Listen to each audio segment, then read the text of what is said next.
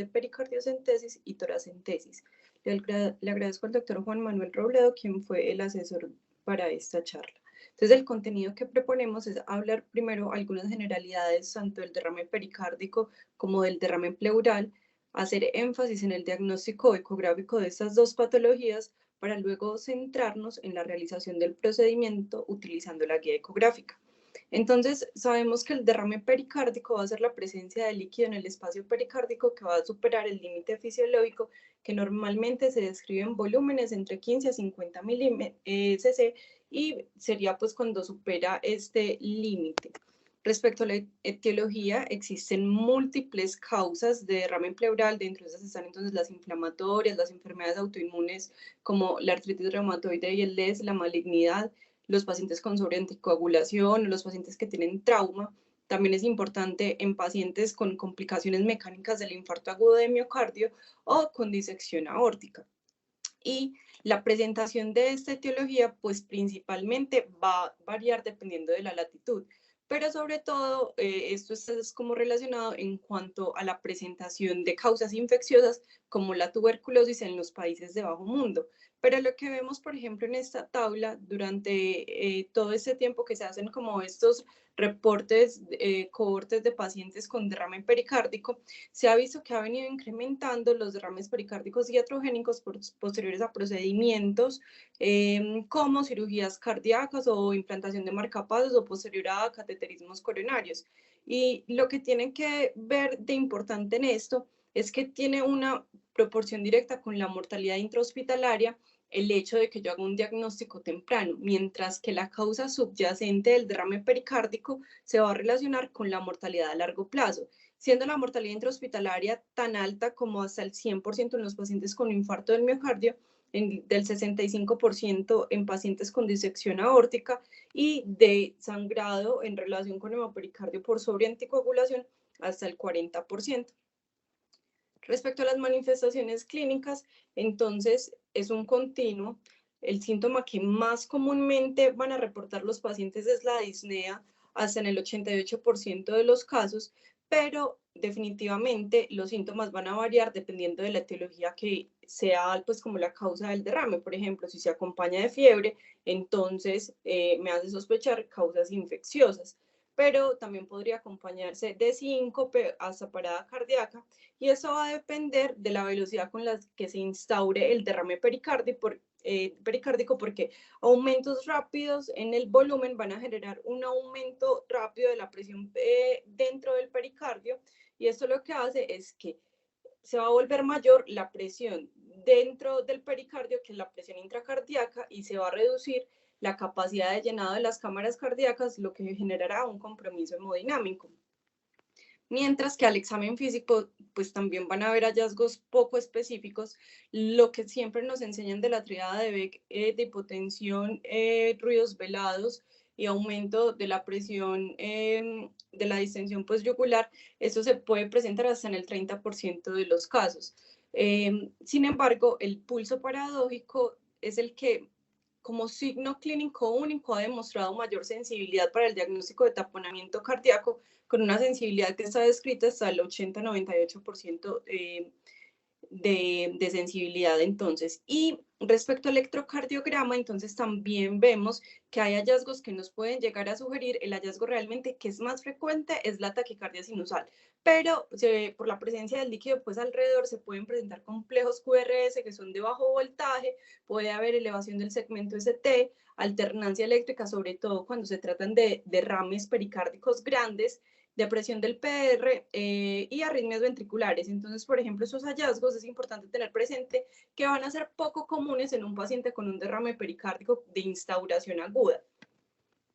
Respecto al diagnóstico, entonces, se puede utilizar imágenes como la radiografía, pero definitivamente también los hallazgos van a ser variables y van a depender de la etiología.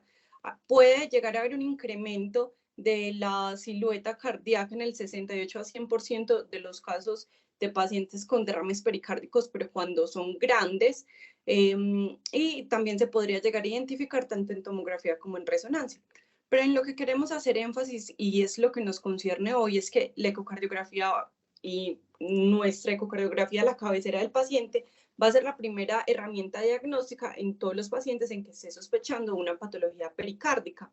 Y vamos a ver que ese líquido va a aparecer como este espacio anecoico alrededor del corazón. Entonces, por ejemplo, acá vemos en este eje paraesternal largo cómo se observa líquido en la parte posterior. Normalmente, a medida que el líquido va aumentando, se va haciendo más anterior y cercano al ventrículo derecho.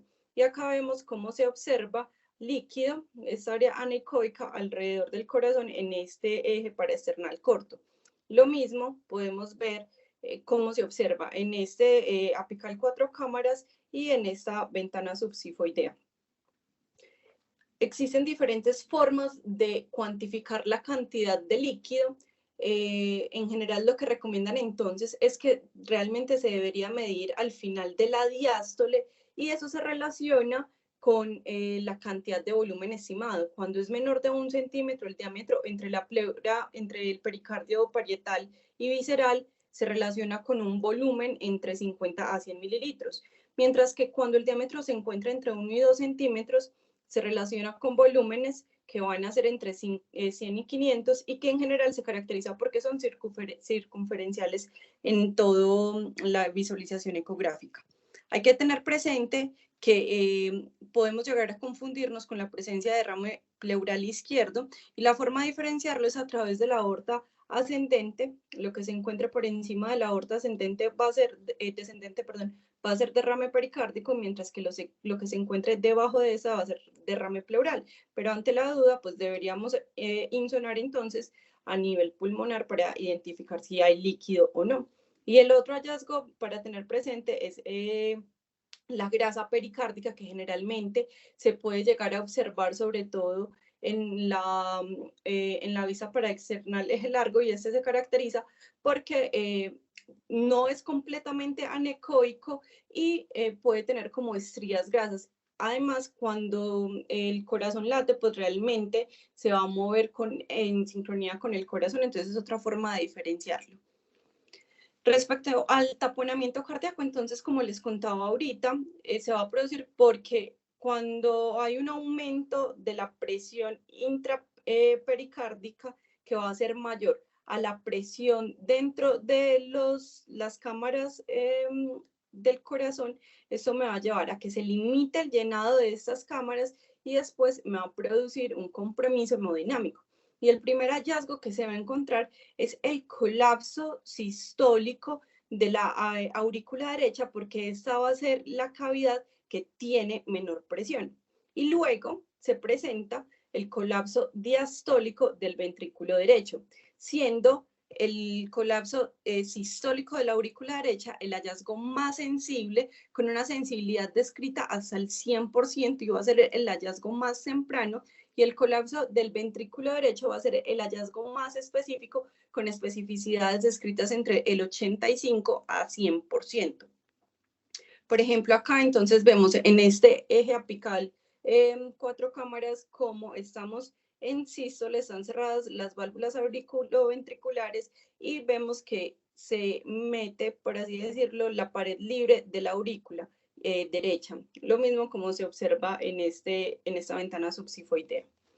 Acá hacemos alusión a que hay un colapso diastólico del ventrículo derecho, como podemos observar en este eje external eje largo, acá en el eje corto y acá en la ventana subsifoidea. Sin embargo, estos pacientes van a estar taquicárdicos como una respuesta compensadora para ayudar a mantener el gasto cardíaco, entonces puede llegar a ser difícil identificar como en qué momento del ciclo cardíaco nos encontramos. Entonces, una de las opciones que describen es que uno podría hacer una grabación en el celular o en la misma máquina de ultrasonido de 6 segundos aproximadamente del ciclo cardíaco y luego devolverlo de forma lenta para identificar cuándo realmente está en sístole o en diástole. O podemos llegar a utilizar el modo M, donde pondríamos el haz en toda como en todo el tracto de salida del ventrículo derecho y que toque además la válvula anterior de la válvula mitral, y en el modo M entonces veríamos cómo siendo el ventrículo derecho, el septo y esa la valva anterior de la válvula mitral se acercan al septo, lo que habla que hay un colapso diastólico del ventrículo derecho cuando se abre la valva anterior de la válvula B, y esto lo que habla es entonces de que estamos en diástole. Y este sería como se vería en un paciente que no tiene ese colapso, vemos que no se acerca ese ventrículo hacia el septo en el modo M. El otro hallazgo que nos habla de un taponamiento cardíaco sería una vena cava inferior pletórica, que sería que tenga un diámetro mayor de 1.2 centímetros y que tenga una colapsabilidad menor del 50%. Este hallazgo ha demostrado que puede llegar a tener una sensibilidad hasta el 95%.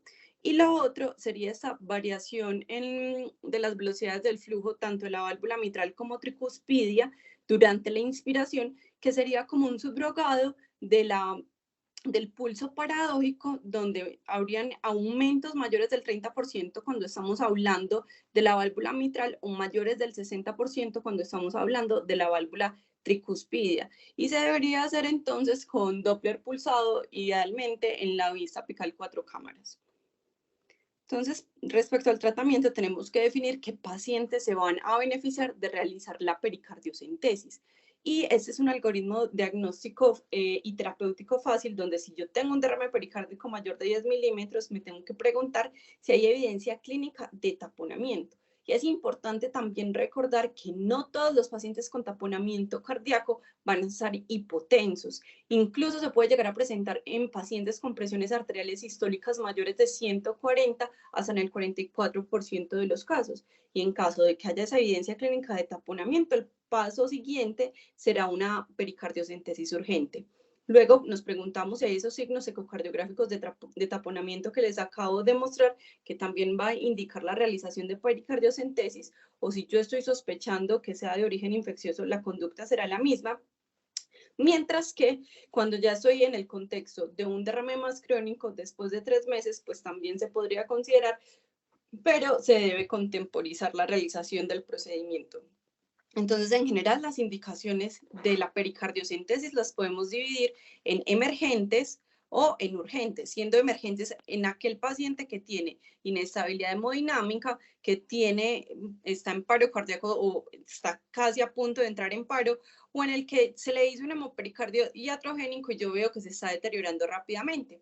Y los que se consideran urgentes, que se habla que sean realizados entre 12 a 48 horas, serían aquellos de origen infeccioso en pacientes con VIH, cuando yo tengo un derrame pleural loculado que no es susceptible de drenaje percutáneo o que a pesar de todo el tratamiento médico continúa asintomático. Respecto a las contraindicaciones, para la realización de una pericardiocentesis emergente no hay ninguna contraindicación absoluta. Están descritas contraindicaciones relativas, como por ejemplo la coagulopatía no corregida, el uso de anticoagulantes con un INR mayor de 1.5 o la trombocitopenia. Sin embargo, en la serie más grande de pacientes con taponamiento cardíaco que se les hizo drenaje guiado por eco, estos pacientes que tenían INR mayor de 1.5, trombocitopenia menor de 50.000, no tuvo un aumento del sangrado y tampoco el hecho de que se le transfundieran plaquetas iba a modificar el riesgo del drenaje.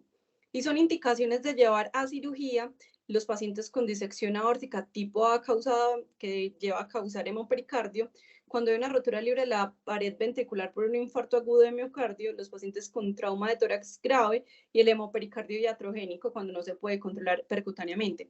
Es importante que, por ejemplo, en estos pacientes con disección aórtica tipo A o con la rotura de la pared del ventrículo, si yo les hago la pericardiocentesis, esto lo que me va a llevar es un aumento temporal del gasto cardíaco y, por ejemplo, aumentar la presión arterial podría empeorar la disección aórtica o podría empeorar el sangrado. Sin embargo, cuando uno sabe que no va a estar disponible rápidamente la realización del procedimiento quirúrgico, entonces se podría realizar un drenaje percutáneo controlado de volúmenes muy pequeños como una medida para estabilizar el paciente.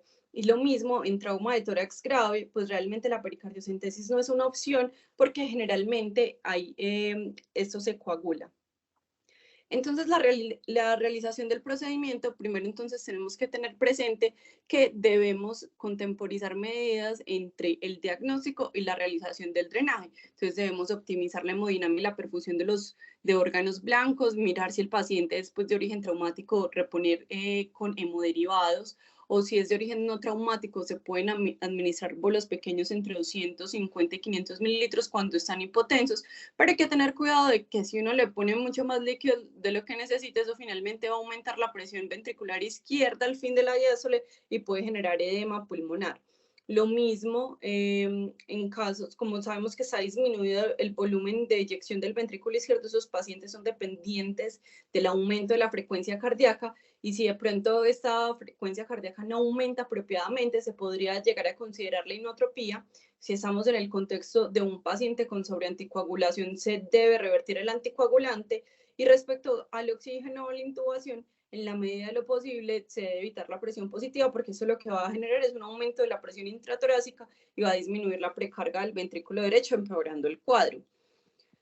¿Qué materiales vamos a necesitar? Existen kits, pues como kits comerciales para la pericardiocentesis, pero en la mayoría de veces esos no están disponibles. Realmente los materiales que se van a utilizar, que tenemos disponibles, primero van a depender de cuál es lo que yo, pues como cuál es el objetivo que yo quiera cumplir. Si quiero solamente hacer un único drenaje, o si busco dejar un drain para continuar drenando líquido, que en qué casos podría suceder eso. Cuando yo esté pensando que puede haber reacumulación de líquido rápido, por ejemplo, en pacientes con hemopericardio después de un procedimiento, o en pacientes con coagulopatía, y por ejemplo en estos casos se podría utilizar un pigtail o un catéter venoso central. O si solamente voy a hacer un drenaje terapéutico, podemos utilizar pues una aguja normalita para hacer una venopunción, o un espinocan de la punción lumbar. Definitivamente, ¿cuál va a ser mejor? Pues con el que yo me sienta más confiada a la hora de utilizar, que generalmente va a ser los kits de catéter venoso central por nuestra cercanía pues con el procedimiento.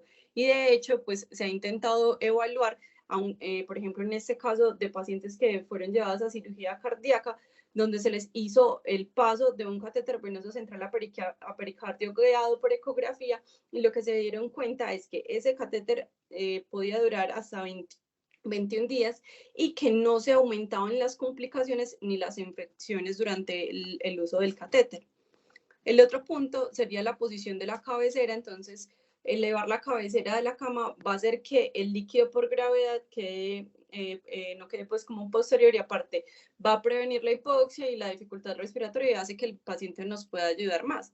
Luego tendríamos que identificar con el ultrasonido. Entonces, el transductor que se recomienda utilizar en general sería o bien sea para identificar el líquido, el sectorial, o este que es el curvilíneo, solo para identificar. A la hora de realizar el procedimiento, de acuerdo a donde identifique el bolsillo más grande, podría utilizar o un lineal cuando son bolsillos que están más cerca de la pared torácica, generalmente menores de 5 centímetros, o un curvilíneo. Y la recomendación es que ya después de que yo sé qué es lo que voy a puncionar, yo ya no necesito estar mirando todas las cámaras cardíacas, sino que me debo concentrar en el bolsillo que voy a puncionar. Entonces debo de disminuir la profundidad. Y así es como se vería entonces el uso pues de estos transductores a la hora de realizar el procedimiento. Y lo otro que tenemos que tener en cuenta es que se deben obtener múltiples vistas ecocardiográficas para mirar cuál va a ser ese sitio que tiene el mejor bolsillo, el más grande y el que va a ser menos profundo, y que no tenga estructuras vitales en el medio. Se debe hacer bajo técnica estéril, hacer asepsia con clorexidina e infiltrar con anestésico local, donde va a ser el trayecto de la aguja. Y ya como propiamente la realización de la punción se puede hacer mediante guía ecográfica, así mirando todo el tiempo mientras va pasando la aguja, O también está descrita una técnica estática donde con la ecografía lo que hago es identificar el sitio de mayor bolsillo, mido cuánta distancia hay desde la piel hacia ese sitio y después se haría la punción a ciegas. Sin embargo, esto no está recomendado. Entonces, este es un video del New England de 2 técnicas para realizar la pericardiocentesis. Use bedside ultrasonography to identify the pericardial effusion and to guide your approach to emergency pericardiocentesis. The immediate subxiphoid approach to emergency pericardiocentesis begins just below the xiphoid process. Insert the spinal needle with the stylet in place to prevent dermal tissue from plugging the needle. Once the needle has punctured the skin, remove the stylet and attach a 3-way stopcock and a 20 cc syringe. Advance the needle toward the left shoulder while aspirating continuously. The internal images presented here show the needle entering the thoracic cavity and advancing toward the heart. After puncturing the pericardium, the needle enters the potential space surrounding the myocardium. Using real-time ultrasound imaging, guide the needle toward the largest collection of pericardial fluid. Withdraw fluid from the pericardial effusion by aspirating with the syringe. Removing even a small amount of fluid can lead to dramatic improvements in cardiac output and blood pressure. Once the needle is properly oriented to remove fluid easily, empty fluid from the syringe by attaching tubing to a 3-way stopcock. Continue to remove pericardial fluid until vital signs normalize and no further fluid can be removed from the pericardium. The parasternal approach is an alternative method for performing emergency pericardiocentesis. Insert the needle perpendicular to the chest wall in the 5th intercostal space, just lateral to the sternum. Use ultrasonography to locate the largest portion of the effusion that is close to the body surface and guide the needle into the pericardial sac to aspirate fluid. If ultrasound, use bedside. Entonces, ya luego realizada la técnica, existe técnicas para verificar si está localizado en pericardio. Perdón, hay un micrófono abierto. Si sí está localizado en pericardio, entonces se puede utilizar 10 cc de salino agitado y verificar, como en este video, que hay burbujas dentro del saco pericárdico. Otra de las técnicas que está descrita y que luego de leerla me parece que es una de las más sencillas y posiblemente más seguras es utilizar una técnica que sería en plano con un eje parasternal, eje largo, donde primero lo que vamos a hacer es identificar el sitio pues del derrame pericárdico, como lo vemos pues acá en este caso, que es circunferencial.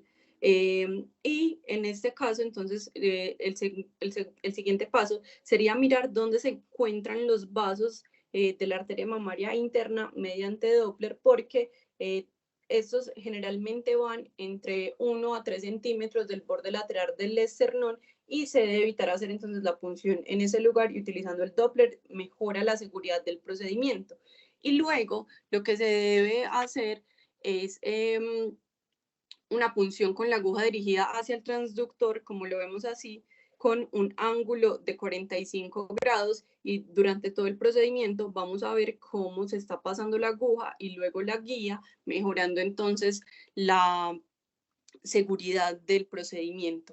Entonces, cuando miramos cuál es la mejor aproximación para hacerlo guiado por ecografía, podemos tenerlo o apical o parasternal. La ventaja de esta opción es que permite alcanzar el líquido más fácilmente, pero tiene complicaciones descritas como la presencia cercana pues de la posibilidad de puncionar la arteria mamaria interna, o generar neumotórax, pero usando la ecografía pues puedo identificar la línea pleural y evitar la punción a este nivel. Y cuando se usa el apical 4 cámaras, pues está descrito que hay riesgo de punción del ventrículo izquierdo.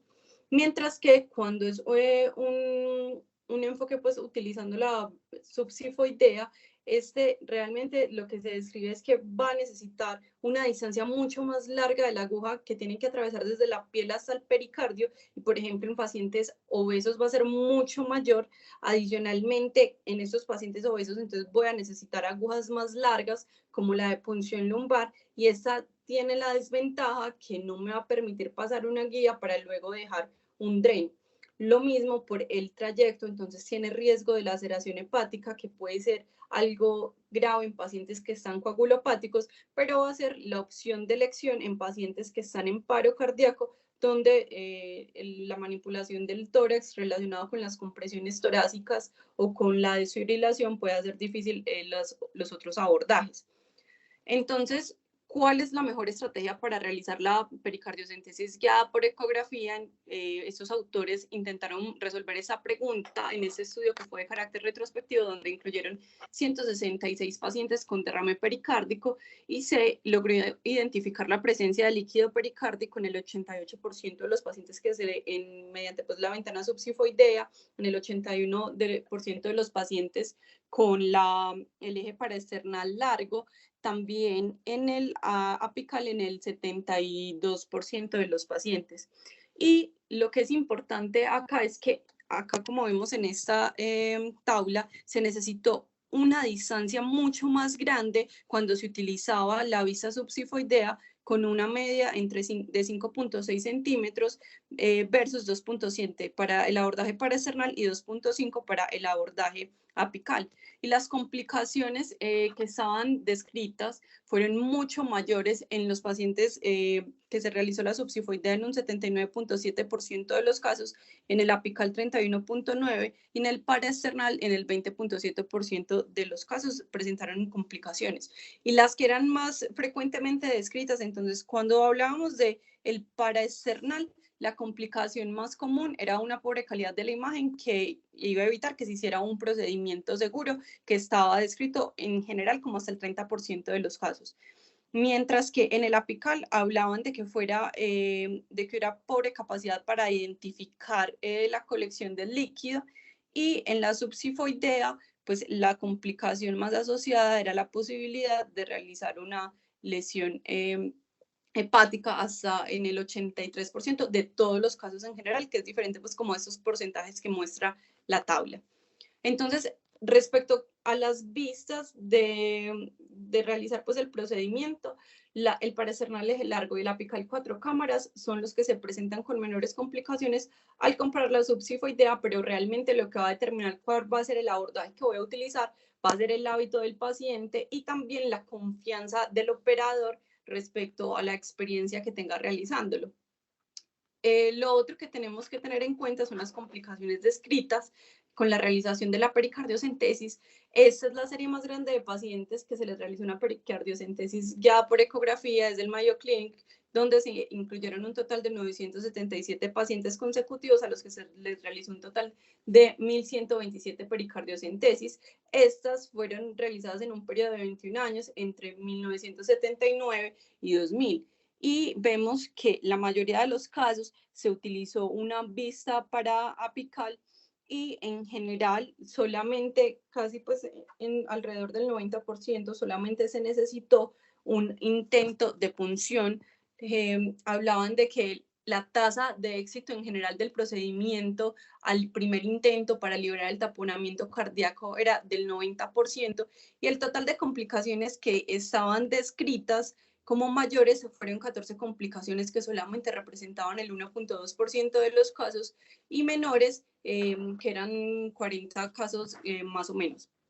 Respecto a las complicaciones entonces que están descritas, vemos que cuando se usa la guía ecográfica ha disminuido la tasa de complicaciones hasta menos del 2% versus hasta el 20% que se describe cuando se utiliza la pericardiocentesis por guía electrocardiográfica. Y pueden presentarse complicaciones mecánicas como punción o laceración miocárdica, que haya lesión vascular, bien sea pues de una coronaria, de una intercostal o de una mamaria interna, que haya neumotórax, neumopericardiotensión, embolia aérea o arritmias.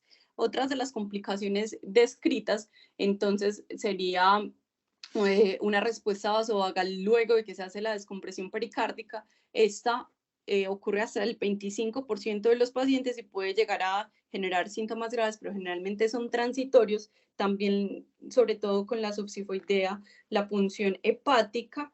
y existe pues el riesgo potencial de punción de víscera hueca, aunque realmente no es comúnmente descrito.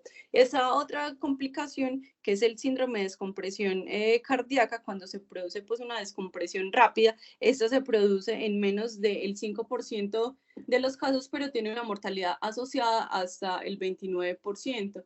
Y esto lo que pasa es que luego de que se hace una descompresión rápida, puede llevar a edema pulmonar cardiogénico y a una falla cardíaca derecha o izquierda o biventricular, pero realmente lo que se cree es que cuando se libera esa presión del pericardio que estaba tan alto, entonces ya va a empezar a mejorar el retorno venoso, va a aumentar la precarga del ventrículo derecho y eso va a llevar a que aumente el tamaño de la cámara, se van a distender las fibras musculares y va a reducirse la función sistólica del ventrículo derecho, que finalmente lo que va a llevar es a un aumento de presión en el ventrículo izquierdo con la subsecuente pues como falla cardíaca aguda. Respecto a la presencia de derrame pleural, entonces la acumulación del líquido se puede producir por mecanismos como aumento de la presión hidrostática y disminución de la presión oncótica en los capilares pulmonares, o porque haya incremento de la permeabilidad de la membrana capilar pleural, o porque haya obstrucción linfática. Pero en muchos de los casos generalmente coexisten factores y hay un aumento en la producción del líquido que excede la capacidad de absorción, que en general es muy alta, de los vasos linfáticos de la pleura parietal. Y existen múltiples causas de derrame pleural, casi que cada órgano o sistema podría llegar a generar derrame pleural, más o menos. Entonces están descritas las causas infecciosas como bacterianas y virales, donde metemos entonces el derrame paraneumónico, los pacientes con neoplasia, sobre todo mama, pulmón y gastrointestinal, embolia pulmonar, la falla cardíaca, pacientes cirróticos con pancreatitis o perforación esofágica, pacientes con síndrome nefrótico. Importante también mencionar, algunos medicamentos también pueden llegar a generar derrame pleural. Y las imágenes que usualmente tenemos a disposición para realizar el diagnóstico, entonces está la radiografía de tórax, donde bien sabemos que de acuerdo a los volúmenes se va a poder observar o no. En general se habla que hay un borramiento del ángulo costofrénico cuando el volumen es aproximadamente entre 175 a 200 mililitros, y que cuando alcanza el cuarto espacio intercostal habla de un volumen aproximadamente de 1000 mililitros. También se puede observar en tomografía de tórax, incluso describen con volúmenes menores a 10 mililitros, se podría empezar a ver en tomografía. Y la ecografía lo que ha demostrado es que tiene una buena sensibilidad y especificidad al compararlo con la radiografía, con sensibilidad que va entre el 92 al 95%. Y la forma de aproximarnos a hacer la ecografía para identificar el derrame pleural, entonces o podemos poner el paciente sentado y vamos de abajo hacia arriba identificando hasta qué punto llega el derrame, o ponerlo en decúbito supino, y en el sitio de declive que pues tendría relación con el PLATS es donde podríamos llegar a observar el derrame. Para pulmón generalmente hablan de que se podría llegar a utilizar cualquier transductor para identificar la presencia de líquido. Generalmente como es algo más profundo se recomienda entonces el curvilíneo o el sectorial, mientras que el lineal me permite evaluar con mejor claridad la pleura.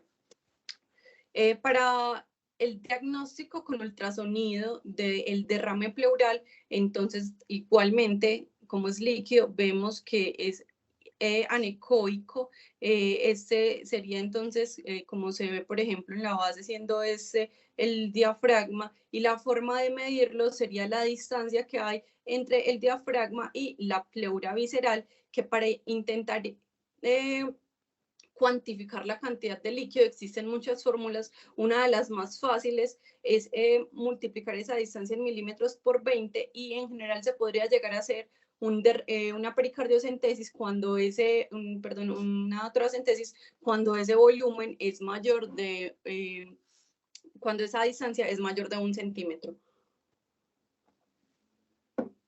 Hay otros signos, entonces, que me hablan de que hay un derrame pleural, como por ejemplo el signo de la espina, que normalmente la espina se podría ver a nivel abdominal pero no a nivel pulmonar, a menos que haya el líquido que permita el paso del haz del ultrasonido, el signo de la bandera o el signo de la medusa, este que es el signo del sinusoide, que es básicamente al poner el modo M en este paciente que tiene el signo de la medusa, vemos cómo se aleja y se acerca la pleura parietal y visceral por el líquido que está presente. Hay otros que están descritos como el signo del cuadrilátero, donde vemos acá que esas son las sombras acústicas que genera la costilla, y justo entre la pleura parietal y la pleura visceral hay presencia de líquido, como observamos pues en esta imagen. Y las características también ecográficas de ese líquido me pueden ayudar a dirigir cuál podría ser la posible etiología, como por ejemplo el signo del plancton, que es la presencia como de estos detritos, o el signo del hematocrito, que me habla de un posible derrame pleural tipo exudado. Cuando es indicada la toracentesis, entonces tiene dos grandes indicaciones, una diagnóstica y otra terapéutica. Diagnóstica en general, cuando es una etiología desconocida y que haya una cantidad suficiente para realizar el procedimiento. Y cantidad suficiente, entonces es que tenga un tamaño mayor de 1 centímetro.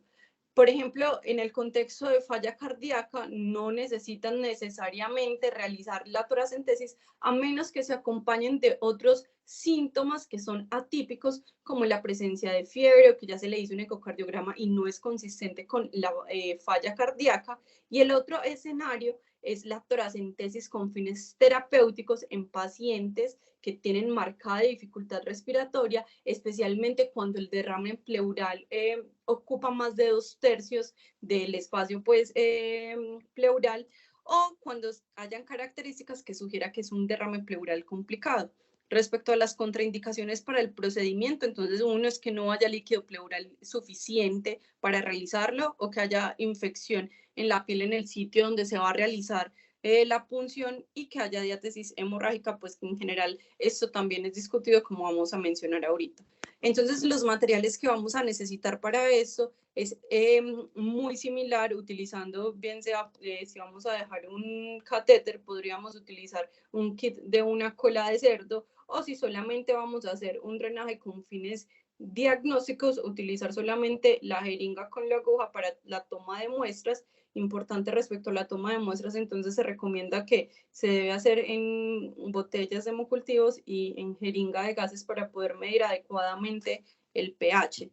Y a la hora de realizar el procedimiento, teniendo en cuenta la inserción del diafragma, se debería evitar hacer las punciones por debajo del 9º arco costal, pero al utilizar la ecografía como guía para el procedimiento, esto realmente está debatido y se puede hacer, no necesariamente tienen que ser pues debajo, encima de ese nivel, sino en el sitio donde haya mejor acceso al líquido. Entonces este es un video para la realización de la toracentesis. Place the patient in a sitting position on the edge of the bed with his or her arms resting on a table. The height of the effusion is determined by auscultation and percussion of the posterior chest wall. With a skin marking pen, mark the needle insertion site. The site should be 5 to 10 centimeters lateral to the spine and at least 1 or 2 intercostal spaces below the top of the effusion. The needle should not be inserted below the 9th rib. If available, bedside ultrasonography can be used to help visualize the effusion. In the patient in this video, the pleural effusion is easily visualized, as are the ipsilateral lung and the liver. Prepare the area with antiseptic solution and apply a sterile drape. Using a 25-gauge needle, place a wheel of local anesthetic, such as lidocaine, along the superior edge of the rib that lies below the selected intercostal space. Switch to a 22-gauge needle and begin to anesthetize the deeper tissues. The inferior surface of the rib must be avoided, since the intercostal vessels and nerve are located in this region. At this point, walk the needle over the superior aspect of the rib, alternately injecting anesthetic and pulling back on the plunger as you advance. Once the needle enters the pleural space, pleural fluid will begin to fill the syringe. Inject more anesthetic at this point to anesthetize the highly sensitive parietal pleura. Note the depth of penetration and then withdraw the needle. If available, a hemostat may be attached to the exposed portion of the needle to mark the depth of the pleural space. Attach an 18-gauge over-the-needle catheter to a syringe and advance it along the superior surface of the rib. Keep pulling back on the plunger as you proceed to the predetermined depth of the pleural space. Once fluid is aspirated, immediately stop advancing the needle and guide the plastic catheter over the needle. When the catheter is fully inserted, remove the needle as the patient exhales or hums. The exposed hub of the catheter should be covered immediately with your finger to prevent the entry of air into the pleural space. Next, attach the three-way stopcock and large syringe to the catheter and continue to aspirate fluid. When this syringe is full, adjust the stopcock so that it is closed to the patient. The stopcock should be open to the patient only when fluid is being actively drained. If additional fluid needs to be drained for therapeutic purposes, attach the collection tubing to the stopcock and to the evacuated container. Open the stopcock to the patient and to the tubing and allow the evacuated container to fill. Generally, you should remove no more than 1,500 milliliters of pleural fluid. The removal of larger volumes may result in post-expansion pulmonary edema. On completion of fluid collection, you should rapidly remove the catheter as the patient holds his or her breath at end expiration. Cover the needle insertion site with an occlusive dressing and clean the surrounding. Listo. Place the patient in a Entonces, sitting lo que position on the edge recomienda of la the bed guía al with his respecto, or her ellos arms resting on hablan a de que table. se debería The height utilizar of the entonces effusion is la determined by la auscultation and ultrasonografía para percussion of the realizar posterior chest wall. la With a skin toracentesis marking y que pen, mark the idealmente needle insertion debería site. verse durante The todo el site tiempo should que se be esté 5 to 10 haciendo la centimeters guía, lateral to the la spine and at toracentesis. least Sin embargo, 1 or cuando 2 evaluamos Doctora intercostal Laura, qué pena. spaces below the Hola. top of the effusion. No se ha pausado el video y sigue hablando el video. Entonces no se le entiende a usted. Qué pena.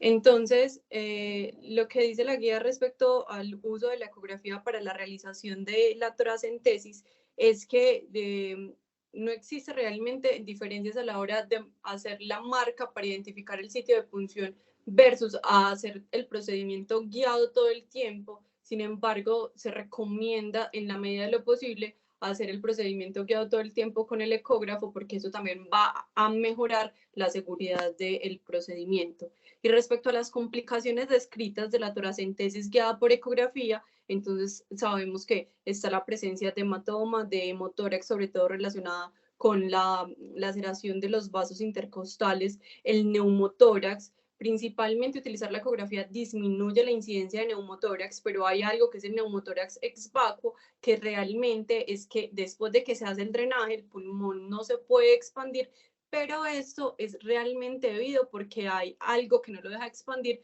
como una obstrucción bronquial y esta va a ser realmente la causa primaria del derrame pleural.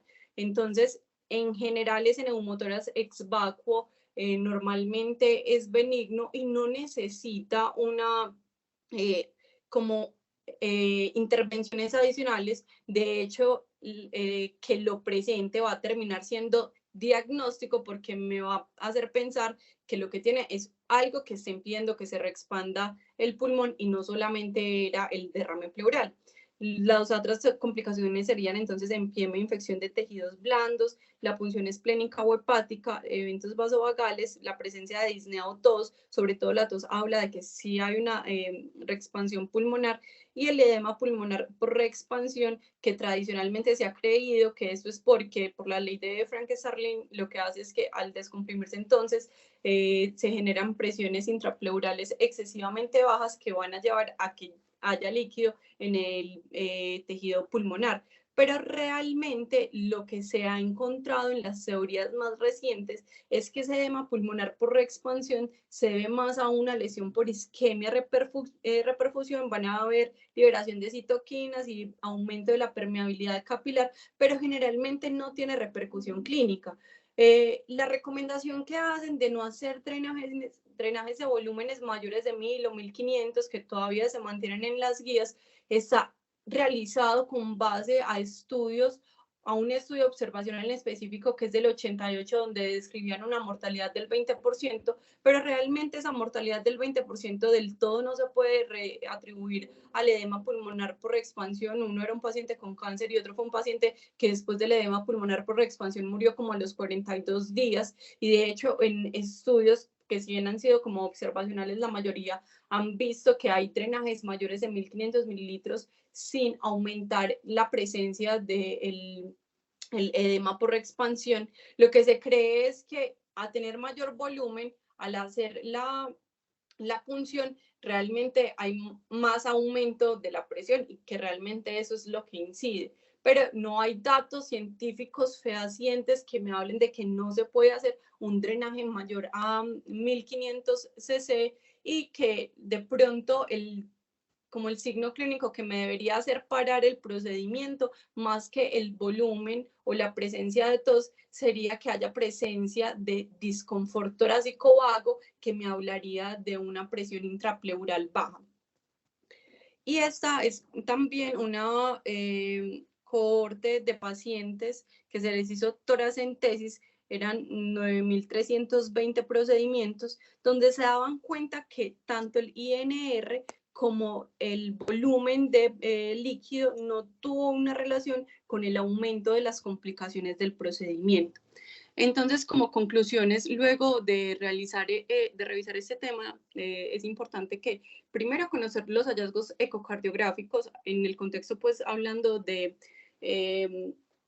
taponamiento cardíaco, porque eso nos va a permitir hacer un diagnóstico a pie de la cama y tomar conductas como la pericardiocentesis de emergencia, que va a ser la conducta siguiente en el paciente que está inestable hemodinámicamente, mientras que las otras recomendaciones de drenaje pericárdico realmente se puede contemporizar. Entonces nosotros, como especialistas en medicina de urgencias, definitivamente tenemos que conocer esta técnica, estar familiarizados con ella, porque es una medida que puede salvar vidas.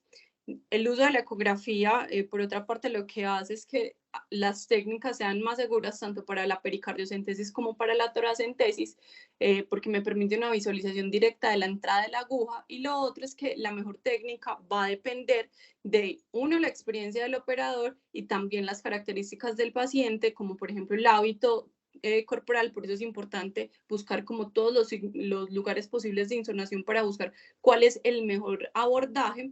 Y nosotros también podemos utilizar la toracentesis como medida terapéutica, por ejemplo, en pacientes oncológicos desde el servicio de urgencias. Muchísimas gracias, estoy atenta a sus preguntas. Laura, buenos días a todos. Muchas gracias por la presentación.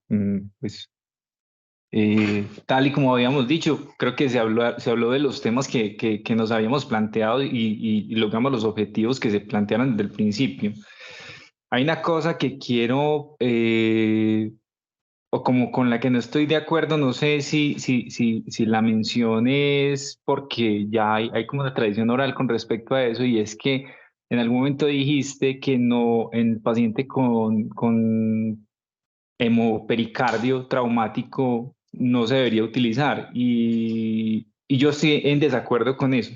Yo creo que uno tiene que utilizar las herramientas que tenga en el momento que las tiene, ¿cierto? Si yo tengo al cirujano al pie de la cama del paciente y el cirujano tiene la disposición de hacer una ventana o de hacer una toracotomía, pues yo no tengo la necesidad de hacer una pericardiocentesis. Pero si estoy, como ha pasado, en un sitio donde no tengo el cirujano, o donde el cirujano no está ahí, o donde me toca llevar al paciente a quirófano hasta el 5º piso, como pasa por ejemplo, en Alma Mater, yo puedo utilizar, y de hecho lo hicimos en algún momento, la pericardiocentesis como una terapia puente hacia la cirugía. Entonces no es que no se pueda utilizar, y de hecho la formación que estamos dando nosotros en ultrasonido a las personas que están en sitios donde no hay ciertos recursos, pero sí hay un ecógrafo, nos lleva a pensar que en algún momento puede pasar eso. Y te lo digo porque en algún momento tuve un paciente que tenía un taponamiento cardíaco, le hicimos la descompresión pericárdica y luego cuando le hicieron la cirugía, lo que encontraron fue un puntacito muy pequeño que ya se había cerrado. ¿Cuáles son las dificultades que yo he encontrado con el derrame pericárdico? Bueno, digamos que es complicado. Por ejemplo, con el catéter venoso central que uno trata de poner, se tapa muy fácil.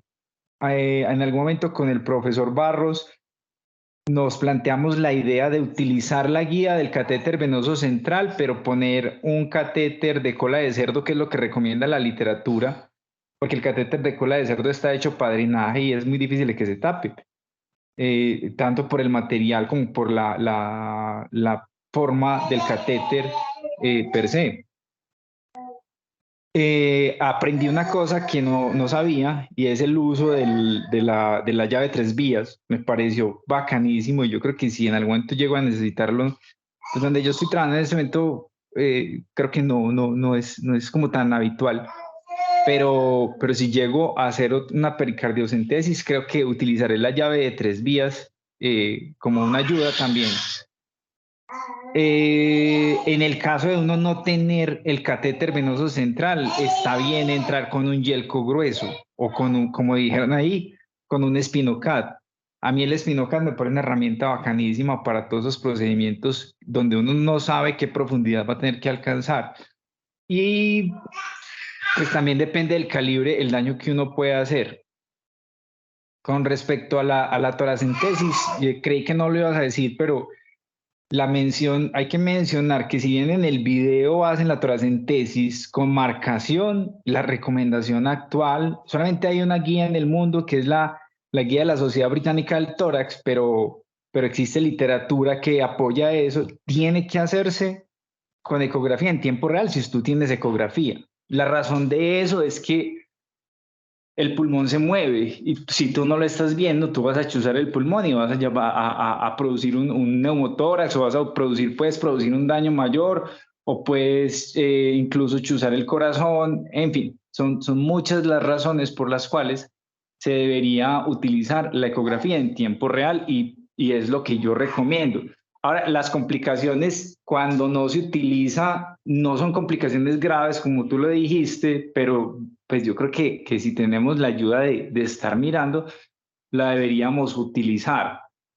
A diferencia, pues, por ejemplo, como en la paracentesis, que en la paracentesis la evidencia ha mostrado que es lo mismo, utilizar la ecografía en tiempo real o utilizar marcación. Entonces, en este caso sí creo que disminuye las complicaciones y deberíamos utilizarla.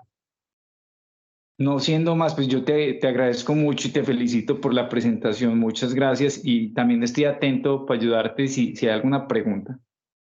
Hola, profe, ¿cómo está? Bien, gracias. Antes que nada, bueno, buenos días a todos. Muy buena presentación. Muy clara, muy precisa, muy bacana. Sobre lo que decía Juanma, utilizar el catéter de multipropósito, realmente fue una idea que tuvimos, pero no la pudimos llevar a cabo, porque Juanma se fue para Pablo. No, mentiras, estoy molestando. Pero la verdad, la dificultad que encontramos fue que cuando uno intenta pasar la guía, uno pasa la guía y cuando intenta recuperarla, pensamos que se traba con el hilo que tiene el catéter de multipropósito. La verdad, eso fue como lo que también lo intentamos con el doctor Daniel Pérez y lo intentamos en tiempo real, pero la verdad no nos funcionó. Entonces, por eso hasta ahora estoy de acuerdo con Juanma, el catéter venoso central como que sigue siendo la mejor opción con la dificultad de que se tape, ¿cierto? El otro punto que quería ver es que pues realmente de todos los procedimientos que hemos hecho de toracentesis, y a pesar de que el edema pulmonar lo mencionan tanto, la verdad he visto uno solo en mi vida, de todo lo que se ha hecho ahí en La León en todos estos años, que por lo menos uno sigue y que uno está pendiente y que por lo menos reportan un solo episodio que uno dice, este sí puede ser un edema de reexpansión pulmonar, ¿cierto? Entonces, parece ser un evento muy poco frecuente, ¿cierto? Muchas gracias por la charla, muy bacana. Sí, profe, realmente el edema pulmonar por expansión termina siendo como un mito y ya en este momento en la era donde tenemos ventilación mecánica no invasiva, la mortalidad, a pesar de que está descrita del 20%, parece ser muchísimo menor y todos los pacientes salen con terapia médica.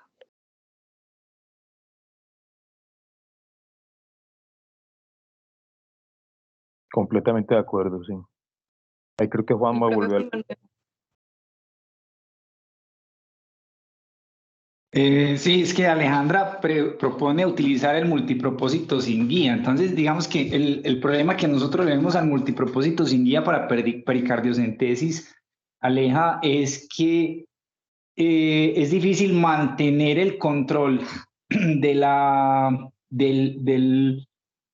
alma del catéter multipropósito hacia el pericardio. Y acuérdate que esa alma es gruesa, yo creo que mide más o menos unos 2 milímetros, y el daño que uno le puede hacer al corazón con eso es muy grande. Entonces, por eso, digamos que si bien eso está escrito en la literatura y se supone que así debería hacerse con el catéter multipropósito, pero a mí me parece, a nosotros nos parece riesgoso, sobre todo porque es que el control que uno tiene con ese dispositivo, exceptuando que tenga usted un derrame muy grande o que esté en una situación emergente, pues una situación ya in extremis, a uno le queda como la duda. La vez que utilizamos nosotros el dispositivo, el catéter venoso central, recuerdo que era un derrame pericárdico de origen médico, con un taponamiento crónico que se había agudizado. Entonces, son condiciones diferentes.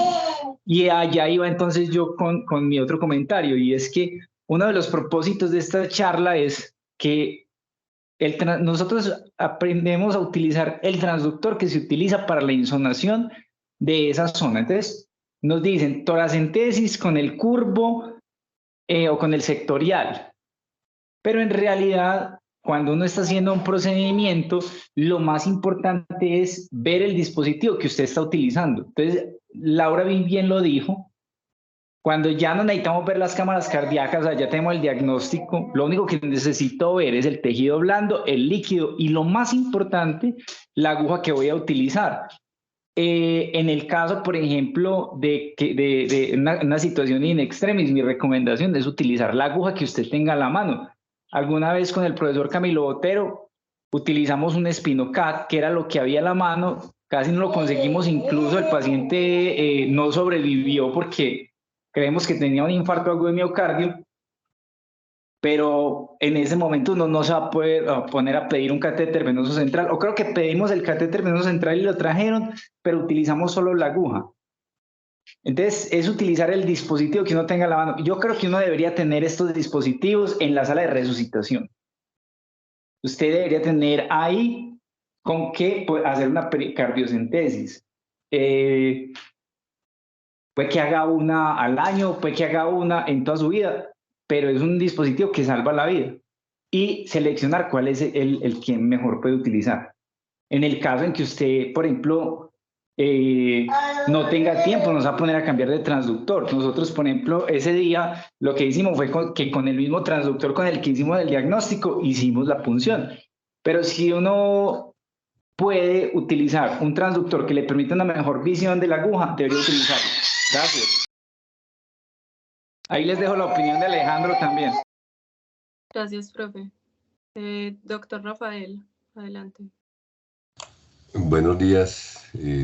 Excelente presentación de la doctora Laura. Yo quería de todas maneras compartirles algo de mi experiencia haciendo ese tipo de procedimientos. Primero, sobre el método de imagen. Uno tiene entonces radiografía, ecografía, tomografía y resonancia magnética. Pero desde la radiografía podemos visualizar o suponer derrame pericárdico, aumento del índice cardiotorácico, pedículo vascular estrecho, es decir, mediastino superior estrecho. Eso sugiere derrame pericárdico. Se confirma o nos ayuda a aclarar que eso está ocurriendo cuando los hallazgos clínicos que nos mencionaron están presentes.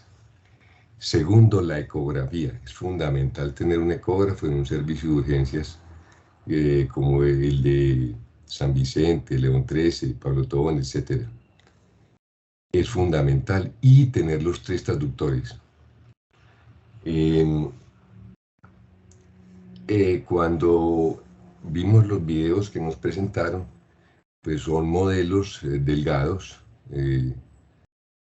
sin limitaciones para realizar ninguna punción. Pero en la vida real nos encontramos pacientes con hábito corporal grueso, casi que obesos, insuficiencia cardíaca de base. Si es femenino, pues suele ocurrir que tiene un busto gigante y no nos deja evaluar subsifoideo ni paraesternal. Entonces nos toca jugar con la posición del paciente. El decúbito no lo tolera, entonces debe ser con un Fowler o semifowler y una rotación parcial, usualmente a la derecha, usualmente.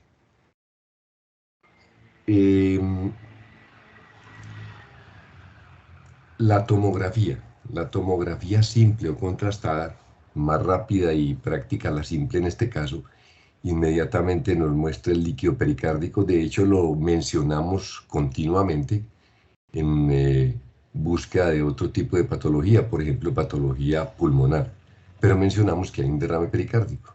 Y podemos evaluar la densidad sugiriendo si es de alto contenido proteináceo o no lo es.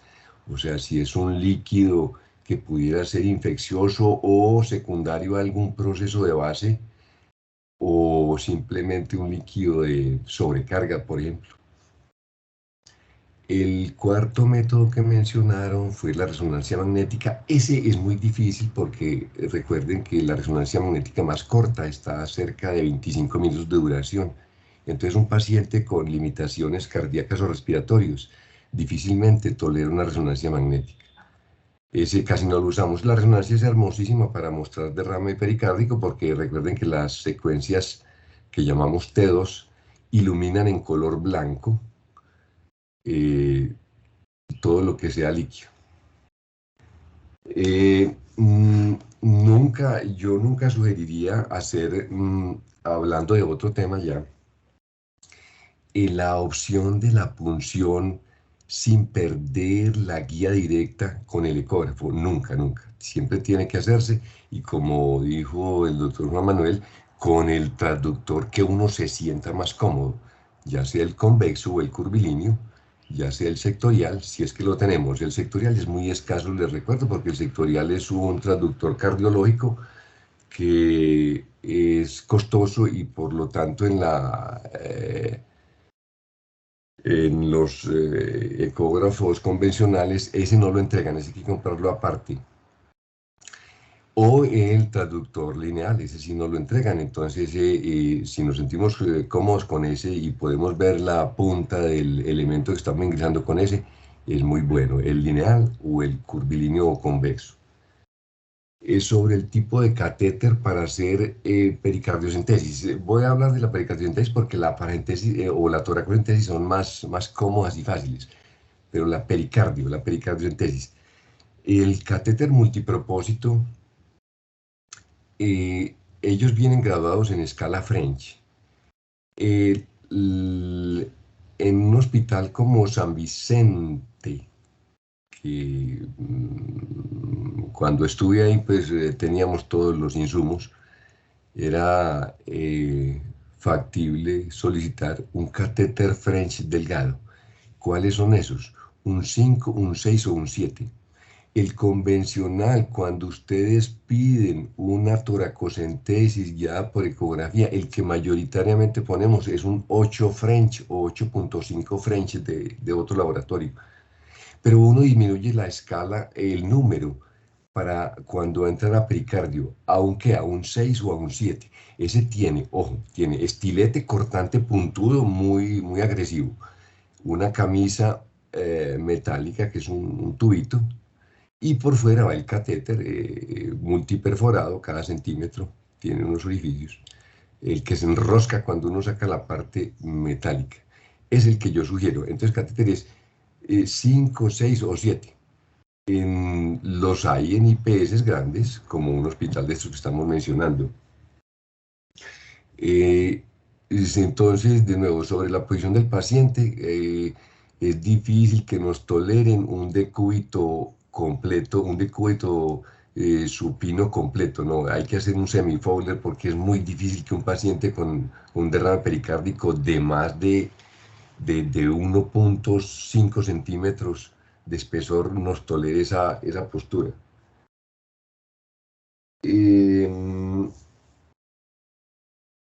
Bueno, hay otro insumo que lo tenemos en todos los servicios, ustedes lo tienen ahí en todas las IPS, que son los Yelco. El Yelco más grueso que manejamos es el 14G.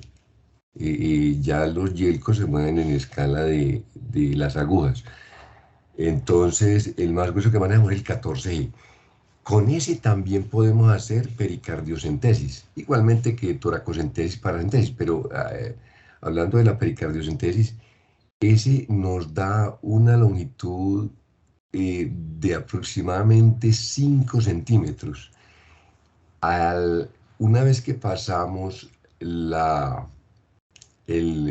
pericardio parietal y estamos visualizando en tiempo real la aguja, debemos sacar el estilete y seguir avanzando el componente plástico, el teflón que llamamos, porque sería gravísimo hacer una laceración en el pericardio visceral, dejamos un lecho sangrando que complica el derrame pericárdico. El inconveniente que a veces tiene el teflón solo, sin el alma metálica, es que si hay mucha musculatura nos colapsa, nos presiona mucho y lo colapsa. Pero a veces funciona muy bien y es un elemento sencillo, está en todos los servicios y nos puede ayudar.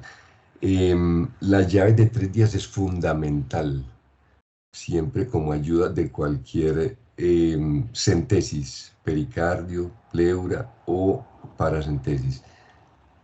Llaves de 3 vías, fundamental. Simplemente eso era todo lo que les quería aportar a la charla de hoy. Doctor, muchas gracias.